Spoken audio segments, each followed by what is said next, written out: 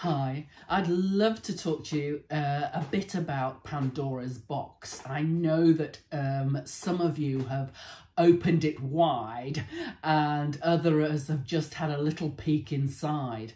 I just wanted to share with you a couple of stories of what actually happened to me, well, 5 years ago in January now. A lot of you will have already heard. I'm not going to go into the actual, you know, how I actually got blown awake because it's on lots of other videos. So if you are interested, you can always go and look at one of the others. But I'd just like to, you know, tell you a couple of stories as to how, by opening this Pandora's box to spirituality, how becoming really open can really change your life, and how it can make it really better or more interesting, and how you can use some of these things to really help you in day-to-day life. I know that being spiritual has absolutely helped me through a very, very difficult time that I've been going through. And I know that it's just, hopefully, well, it'll help you as well. So after I was blown awake, so basically in, I think it was December 2018, so it's Christmas, I was just a totally normal person. I didn't know what a chakra was, didn't know what anything to do with spirituality was, didn't know what Reiki was. If somebody was spiritual, that was absolutely fine by me. It wasn't for me, but you know, I'm really into anybody could do whatever that makes them happy. So here I am getting blown awake from zero to being able to see different auras, to being able to know when people were ill, to being able to feel loads of energies. That was from nothing. And then, of course, quite over time, it got more and more, so I could actually see people's spirit guides. I mean, it's evolving all the time, but it's so, so exciting, all these things that happen to you. And one of the reasons, well, that I've had this happen to me so much, well, it's for two reasons, actually. The first reason is that I'm actually in quite a few very, very spiritual places. So, for example, this spiritual village that we're building in Italy where we do retreats, that's actually consecrated. So I'm in that space all the time. I also go to quite a few spiritual places because I'm very, very interested in, well, now, because I just love seeing what's going on there. I'm always popping into a church. I don't think I've been, I think before I was spiritual, I think I'd been into a church maybe 2 or 3 times. Now, if there's a church about the place, I'm in there, you know, to see what's going on, who's there, what's happening, you know, on the spirit front. And if we have near us Archangel Michael's cave and other sort of very spiritual places. So anyway, one of the things that stories I thought I'd share with you is actually one that happened to me just before I was going to Greece. Often on Sundays, I live in Italy, and often on Sundays we go to one of the local bars, cafes, for breakfast, and we have these pastas, what we call them cornetti, with some cappuccino.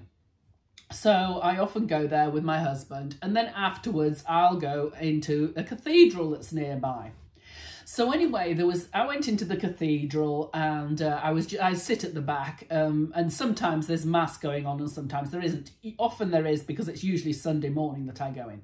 So anyway, when I go into a place like that, I always sort of sit down at the back, and I open myself up spiritually, and I say to Spirit that I'm available to help if they need anything.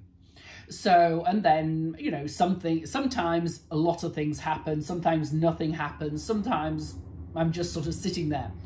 Anyway, so this particular day, I was sitting there, and there was a whole load of spirits, soldiers. And I was thinking, what on earth are all these soldiers doing? And I thought they all must be Roman soldiers, because I couldn't understand why any soldiers would be in our local cathedral. So anyway, I was sitting there, and it was actually in the middle of Mass. And I realised that there was 2 other people like me in the cathedral.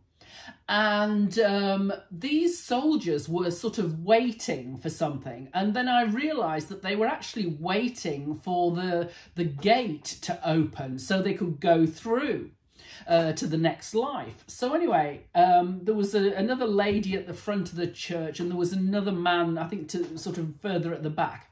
Anyway, I knew they were there. And as the priest was speaking, I actually saw this door open up above him, which was, you know, oh, wow, sort of thing. And anyway, all us 3 were sort of saying to the spirits, you know, you can go through now. Look, the door's open, you know, you'll be able to see your relatives, all the sort of stuff that you do when you're helping people cross over. So anyway, we were doing this, and suddenly in the middle of Mass, this guy gets up and he comes over to me and he says, ciao, ciao, you know, sort of waving in my face, ciao, ciao. And then he goes out the door. I mean, this is in the middle of the Mass. Nobody gets up and nobody sort of does ciao, ciao in the middle of the thing. But what he was, I think he was, you know, he had some sort of mental problems mentally. And I understood that this was the spirits thanking me for going through. So anyway, I thought, okay, that's fine. Anyway, a few minutes later, he comes back again and he says, ciao, ciao to me again and walks out. I thought, oh, wow, you know, if that's confirmation or what? Because, you know, I was sort of saying, well, am I just imagining this or what? So anyway, this fabulous door sort of opens up and these soldiers start going through this door. I mean, it's really, really beautiful. And they pass on. Anyway, afterwards, I was sort of reeling, thinking, oh my gosh, this is just absolutely fabulous. And I'm walking down the street and suddenly a spirit comes and talks to me and things like that, in various different sort of spirits that I have. And they said those soldiers weren't Roman soldiers. Those were soldiers from Ukraine who died in the war. And it was, oh, I mean, it was amazing. Also, because as these soldiers were in there, they were actually showing me how they were killed. So one of them, for example, had a problem with his lungs. Another one had been shot or something in the back. Anyway, obviously these spirits had congregated and, you know, they understood the energies of a church. And they found this church. And so that's why they were all drawn there. So that was really interesting. And another thing that happened in that cathedral, this was another day, I was sitting there again, and this lady, I thought this was really interesting, this lady in spirit, an old lady, she sort of came and sort of tapped me on the shoulder. And I said to her, you know, oh, do you need to help going through to the light? I was becoming a good old hand at this by that time.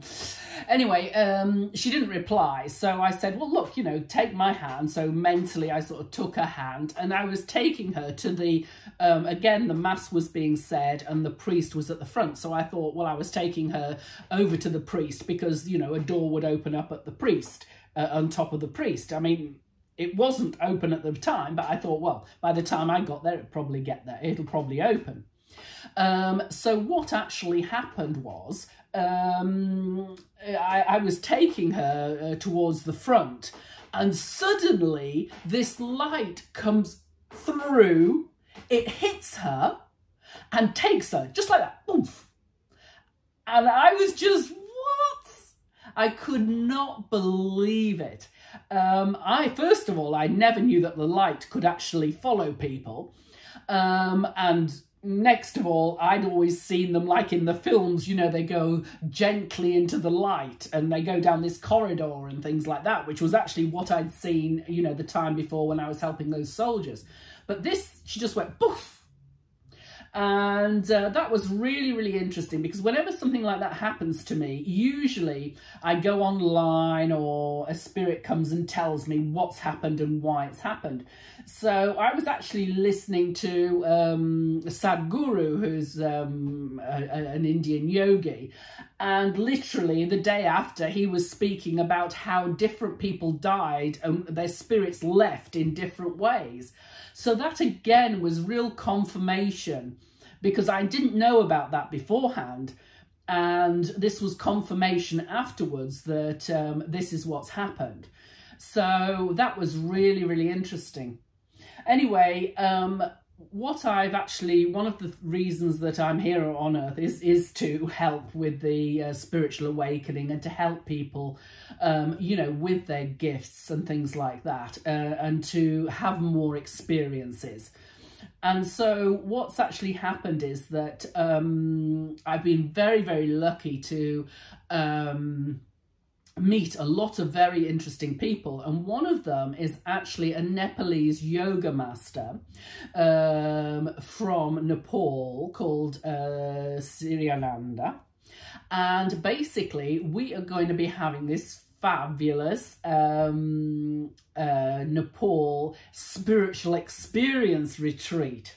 So basically what it is, that there's various spiritual triggers, like the places that you go to, like the people who are spiritual that you meet. There's also all sorts of different other triggers, like various sounds. There's various smells. That's why people use incense. All sorts of these different spiritual triggers to enable you to have more spiritual experiences. So anyone who actually wants to have a more spiritual experience, to be able to really push themselves to the next level, you can come and join us in Nepal. That would be wonderful. And also anything that you'd like to ask or speak to me about, we obviously have our Facebook group, Spiritual Awakening Circle. So we're always available here to help. And we've put here to help people with their spiritual awakening. So if you do have any questions, please don't hesitate to leave them in the comments. If you could like our channel, that would be absolutely wonderful. And if you want to hear more stories from me, that's great. We'll be bringing more of these out. I've had so many of these incredible stories that I'd love to share with you, and maybe you'd be able to share some of yours with me, and we'd love to put you on video talking about them. We've actually got some of our spiritual awakening listeners. They've actually videoed their own with me, their nine spiritual awakenings that they've had. And so if you go and have a look on YouTube, you'll be able to see more of those.